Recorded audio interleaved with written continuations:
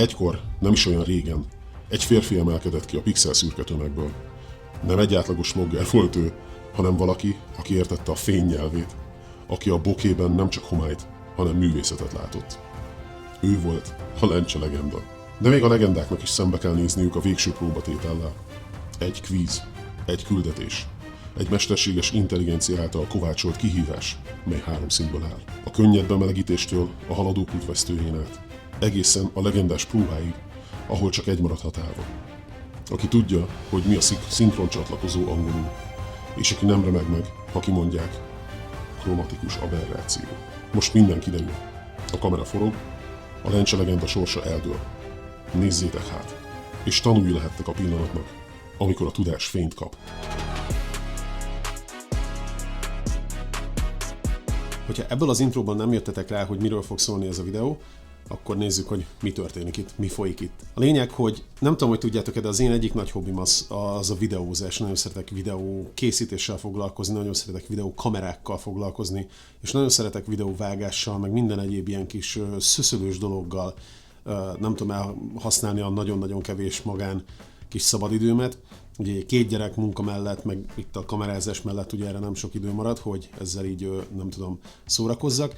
De a lényeg az, hogy mostanában elkezdtem nézni magyar YouTube-osokat is, akik szintén ezzel foglalkoznak, videókamerázással, videókészítéssel, és rájöttem, hogy fantasztikus csatornák vannak otthon, tényleg eszméletlenül magas színvonalon csinálják ezeket a videócsatornákat, és nagyon irigylem őket, és felnézek rájuk a szó jobbik értelmében. Viszont rájöttem, hogy amikor beszélnek, akkor csomószor nem értem, hogy miről van szó, nem értem, hogy mik azok a kifejezések, ugyanis én ebbe az egész kamerázós világba az angol nyelven nőttem bele, és szinte nem tudok egy kifejezést sem tulajdonképpen magyarul. Emiatt megkértem ChatGPT-t, hogy csináljon nekem egy ilyen kis felmérést, hogy vajon mennyit tudok, és gondoltam, hogy nem lenne ez egy rossz ötlet megcsinálni ezt az egészet egy videóban. Gondoltam, hogy ChatGPT-t megkérem, amint mondtam, hogy csináljon nekem teszteket, de olyan formátumban, hogy ezt YouTube-on elő tudjam nektek adni, és együtt végig tudjuk csinálni ezeket a teszteket. Aztán, ahogy ChatGPT-vel belehevültünk a beszélgetésbe, egyre jobban így epikké vált ez az egész, és megszületett az előbb hallhatott, meg láthatott, nem is tudom, intro, vagy nem tudom mi ez, valamint én ugye itt felavanzsálódtam lencse legendával, ChatGPT szerint. De a lényeg, hogy mi a haszna ennek a videónak nektek, mert nekem nyilvánvalóan az, hogy így viccesen letesztelem magamat, hogy mennyit tudok, és így kíváncsiságomból nem tudom, kitalálom, hogy mik azok, amikben még nem tudom, hiányosságokat szenvedek. A nagy haszna nektek az, hogy megnézhetitek, hogy én mennyit szenvedek, ez az első. A másik pedig az, hogy megnézhetitek, hogy ezek a kifejezések miket, hogyan mondják ezeket angolul, és hogyha valaki például ugyanúgy, mint én, csak angolul tudja ezeket, az most megtudja, hogy mondják magyarul, valamint aki meg csak magyarul tudja, az most láthatja, hogy mondják ezeket a kifejezéseket angolul, és egy kicsit mondjuk nyithat esetleg a jövőben külföldi munkák felé, vagy ilyesmi. Ezek szerintem valószínűleg én feltételezem, hogy ChatGPT nagyon ilyen minimál alapszavakat adott be nekem, úgyhogy ettől azért még nem lesz senki sem profi, de meg fogjuk látni, ugyanis ChatGPT 3 szintet készített nekem. Az első szint az egy ilyen alapszint, azt mondta, hogy ez egy ilyen 4 választós, vagy 3 vagy 4 választós feladat lesz. Lássuk, milyen meglepetéseket tartogatott nekem ChatGPT. Meg fogjuk nyitni most a fájlt. Ja, addig még nem láttam egyébként, halványilag gőzöm sincs, hogy miket csinált nekem. Elképzelésem sincs, hogy miket írt. Úgyhogy most meg fogjuk keresni szépen, és megnézzük együtt a teszteket. Nos, hát akkor lássuk a kérdéseket.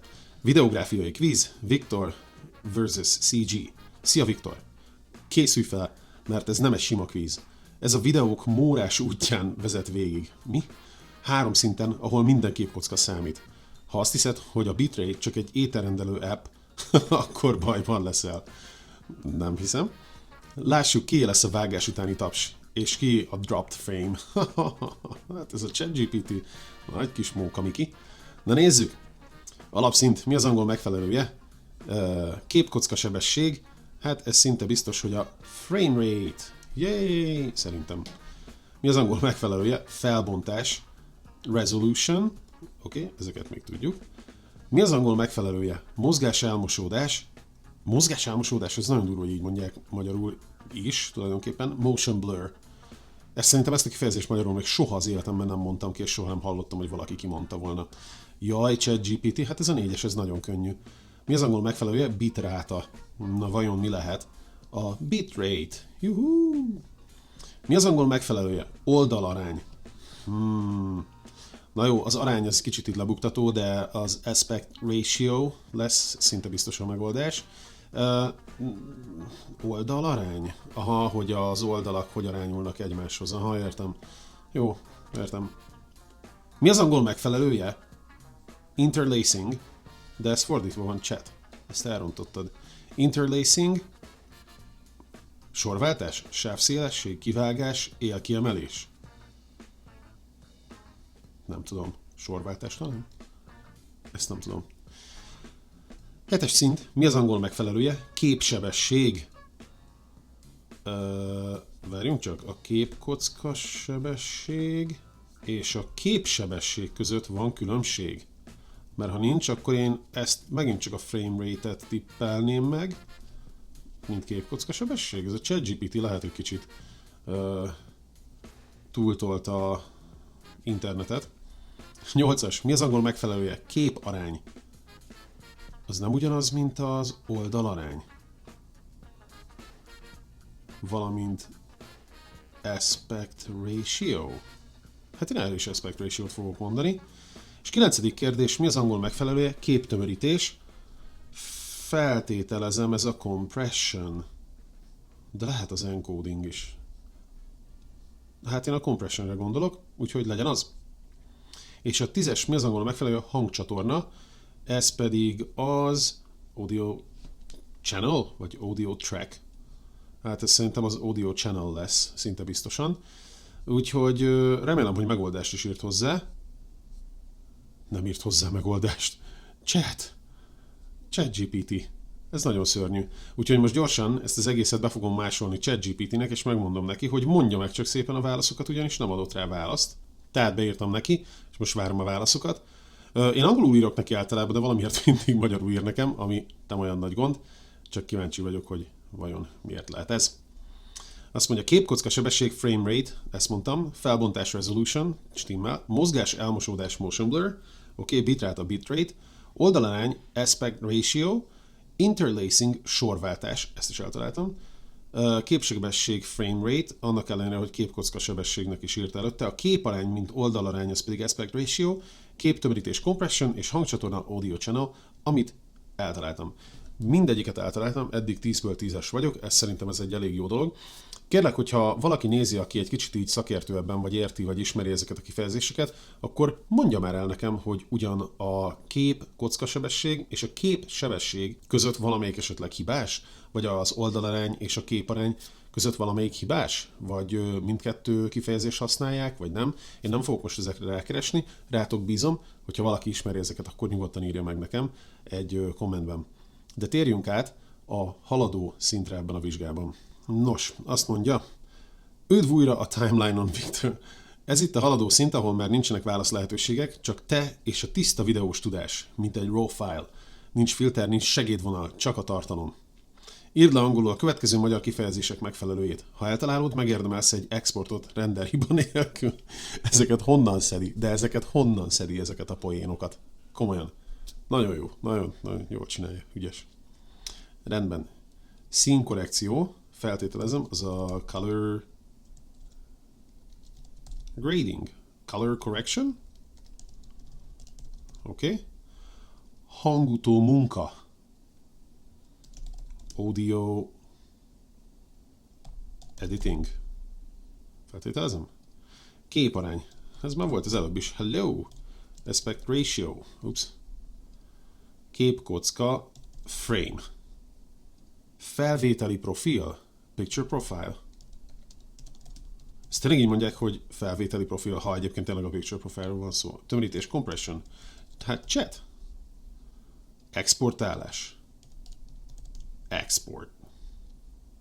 Hangszinkron. Hangszinkron? Várjunk csak, az amikor a hang alapján így össze, például, hogyha több kamerás felvétel van, ilyen multicam felvétel, akkor mondjuk a hang alapján összerak. Fú, ezt hogy is mondják? Nem tudom, audio sync. valószínűleg. Oké, mozgáskövetés, motion... Várjunk csak. Nem, motion tracking. Aha. És LUT megjelenítési tábla. Hát ezt angolul is LUT-nak mondják. Lookup table. Na jó, szerintem ennyi. Kíváncsi vagyok, hogy itt sincs megoldás, úgyhogy ezt is majd be fogom kopizni ChatGPT-nek, és megkérdezzük tőle, hogy ez stimmel-e. És akkor lássuk, hogy milyenek a válaszaim. Tényleg. Aha, színkorrekció, color correction az jó. Hangutó munka, igaza van. Elfogadhatod a pontosabb audio post-production? Elfogadom, oké. Felvételi profil, picture profile, jó, de a recording profile is használatos. Egyébként recording profile-t még nem hallottam, szerintem valószínűleg a picture profile az mást jelent, én úgy gondolom, itt, hogy pogály. És azt mondja, hogy a többi az jó volt. 10.10, de teljes pontot kapsz, mert minden válaszod érthető és elfogadható, még ha néhol nem a szakmai tankönyvi verziót használtad is. A post-production és a recording profile kifejezések inkább iparági standardek, de a tiéd is működik. Összefoglalva, haladó szinten átmentél, simán forgathatnál egy szakmai BTS videót is magyarul. De egyébként nem hiszem, mert elég sokat kellene gondolkodnom rajta, hogy miket mondanak az emberek. De a lényeg, hogy nézzük meg a harmadik, a haladó szintet, remélem, hogy abban lesznek, mert tényleg kicsit húzósabb szavak, mert azért ez annyira nem volt kemény. Nos, lássuk. Ez itt a legendás szint, Viktor, ahol nem számít, tudod-e magyarul, csak az, hogy érted-e. Itt már nem szavakat keresünk, hanem tudást. Mit jelent? Mire jó? Mikor használnád? Ha itt átvágsz, akkor tényleg te vagy a Lencse Krónikák végső vágóhőse. 1. Rolling shutter.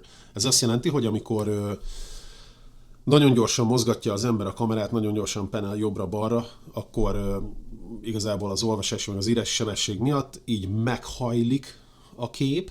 Tehát például, mit tudom én, ilyen egyenes oszlopok, amiknek egyenesnek kéne lenni, azok így meghajlanak, hogyha nagyon gyorsan mozgatja az ember, vagy ha például autóban ül, és mondjuk kamerázik oldalra, és mennek el mellette így az autópályán az oszlopok, akkor azok nem így mennek el, hanem így mennek el, ez a rolling shutter. Egyébként nyilván ez minél drágább, minél jobb kamera van, általában annál jobb a rolling shutter, és annál kevesebb a rolling shutter. Igazából ennyi. Bitrate. A bitrate az igazából azt jelenti, hogy mekkora mennyiségű adatot vesz föl a kamera. Én például most jelenleg, amivel veszek föl, ez egy 10 bit felvétel, ami egyébként elég szokatlan szerintem egy ilyen stúdió szituban. Csak azért gondoltam, hogy ezzel veszem fel, mert miért ne, ha már tudok kamerálni ilyet, és igazából én is csak így folyamatosan mindig tesztelgetek, mindig próbálok egyre jobb minőségű, meg jobban kinéző videókat csinálni, de a bitrate ennek a felvételnek 150 megabit per second, ami szerintem egy viszonylag nagy nagy file méretet eredményez. Például, hogyha all-in travel vennék fel, akkor 400 megabit per second lenne a bitrate-em. Így is egyébként ez a videó körülbelül szerintem egy ilyen 40-50 gigabyte körül lesz, mire befejezem, és akkor utána elkezdem vágni, és miután lerendelem, lesz egy 10-15 gigabyte, és akkor utána azt nyomatom fel YouTube-ra. Kemény. Color grading, az tulajdonképpen csak azt jelenti, hogy amikor már szépen kijavítottad, megtörtént a színkorrekció, most már tudom ezt a kifejezést is, a color correction, tehát miután helyreállítottad a white balance-t, meg az exposure-t, meg ilyeneket a postban, tehát az utómunkában, akkor utána kicsit tudod a színeket úgy igazítani, ahogy neked tetszik. Például, hogyha megnézitek most, hogy nekem milyen az a videó, ami kijön a kamerából, ez jön ki a kamerából, így néz ki, és miután megcsinálom a color correction-t, utána így néz ki, és miután rárakom a color gradingemet, utána pedig így néz ki, ami általában, amit láttok ti a képernyőn, a végeredmény. Frame rate. A frame rate azt jelenti, hogy egy másodperc alatt hány képkockát látsz, általában, nem tudom, 24 képkocka, azt mondják, hogy vagy hogy 24 képkocka másodpercenként az a Hollywood, meg az általában így a film standard. Általában egyébként megmondom őszintén, hogy én 30-al szoktam, nem tudom pontosan már, hogy miért, de igazából csak azért, mert hogyha például lassított felvételes videókat akarok berakni, akkor általában, mivel hogy a kamerámnak 4K-ban 60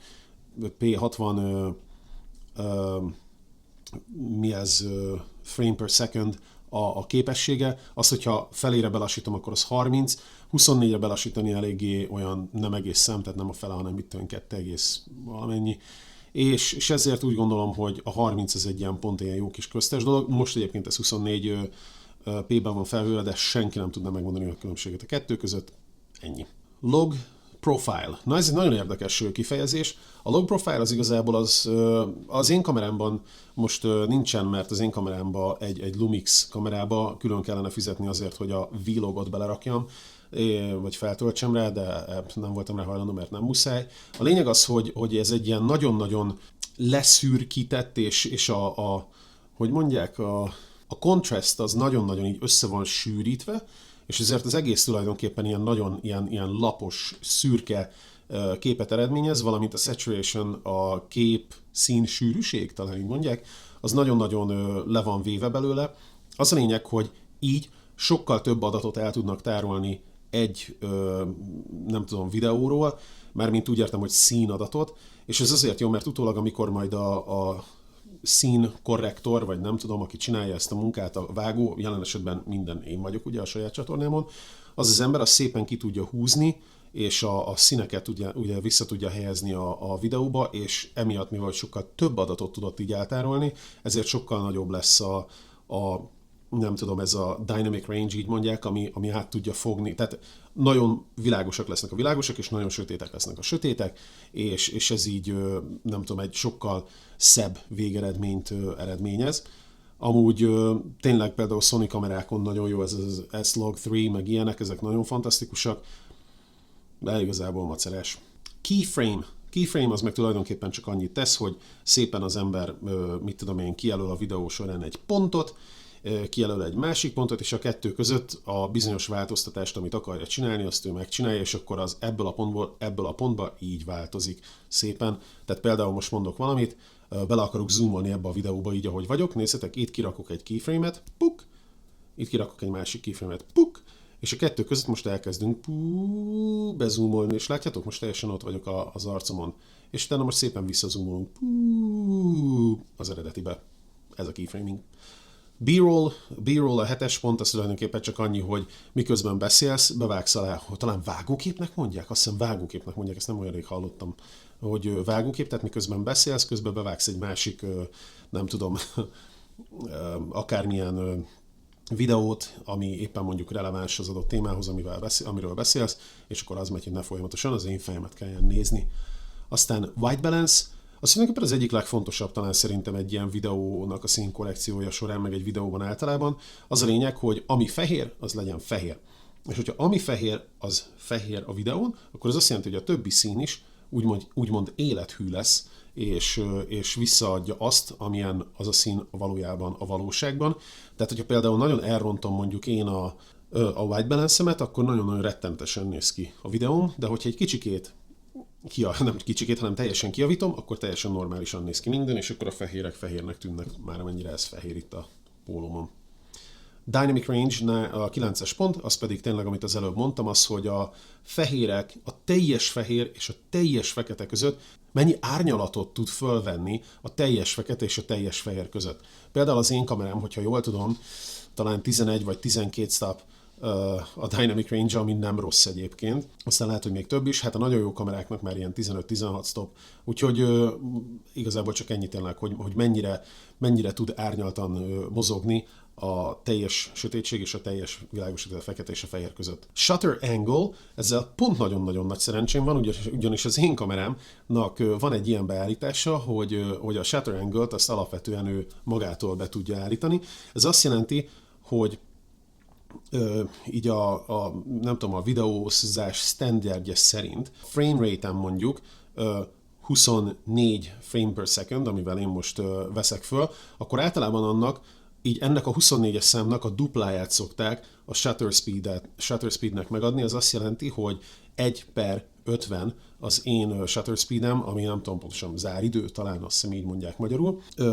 Hogyha nem így van, akkor a kép vagy nagyon ilyen vagy ilyen lesz, vagy pedig iszonyatosan elmosódik, de ez, hogyha normálisan van beállítva, akkor pont egy olyan természetes hatását kelti ennek a mozgás, motion blur mi is volt, mozgás elmosódásnak, ami olyan, mintha tényleg a valóságban látnánk. Tehát, hogyha megrázom a kezemet, akkor látjátok, hogy egy kicsit így elmosódnak az ujjam, amikor nagyon mozgok, vagy ha valaki mozog, vagy elmegy, vagy egy autó, meg minden, akkor nem ilyen iszonyatosan éles minden mozgás, hanem egy kicsit el van mosódva. Ezért sokkal természetesebb hatást kelt. Szóval ez a shutter angle. És az én kamerámban tökéletesen be lehet ezt állítani, hogy 180 fokos shutter angle legyen, tehát nekem nem kell kiszámítgatnom, hogyha mondjuk 1/60, vagy hogyha 60-as frame rate elveszek fel, akkor 1/120, hogyha 30-al, akkor 1/60, hanem ez teljesen automatán magának megcsinálja. Ezt szerintem minden kamerába bele kéne rakni, mert én nem hiszem, hogy ez egy olyan rettenetes bonyolult dolog lenne. Csak valamiért nem nagyon szeretik. A profi kamerákban benne van, de valamiért a Sony kamerákban például nincsen. Úgyhogy az én szeretett, drága kis Lumix kamerámban benne van, és ennek nagyon örülök. Köszönöm szépen, hogy megnéztétek ezt a videót, és hogyha tetszett, akkor nem tudom, tényleg írjátok meg, hogy ti mennyit tudtatok, ti mennyire szoktatok foglalkozni ilyen témákkal, vagy esetleg van valami másfajta ilyen, nem tudom, kreatív hobbitok, amiket szoktatok nyomatni. Ha gondoljátok, akkor kérek majd ChatGPT-t, hogy csináljon nekem különféle teszteket, mondjuk esetleg más témákban is. Köszönöm szépen még egyszer, és remélem, hogy tényleg ti is tanultatok valamit ebből egy kicsit, és remélem, hogy nagyon élveztétek, hogy egy kicsit flexeltem, hogy mennyit tudok erről az egész témáról, de igazából nem feltétlenül erről szól, csak örülök, hogy végre valakivel kibeszélhettem magamat, mert szegény Bogit, meg a családtagjaimat nem tudom ezzel zaklatni, ugyanis egyáltalán nem érdekli őket. Remélem, hogy olyan nézőket talált meg ezzel a YouTube, akiket érdekel. És köszönöm szépen mindenkinek, és nagyon szép napot kívánok, nem tudom, csatlakozzatok a következő videóban is, nézzétek meg a többi videót, és iratkozzatok fel, hogyha már erre jártatok. Köszönöm, szevasztok!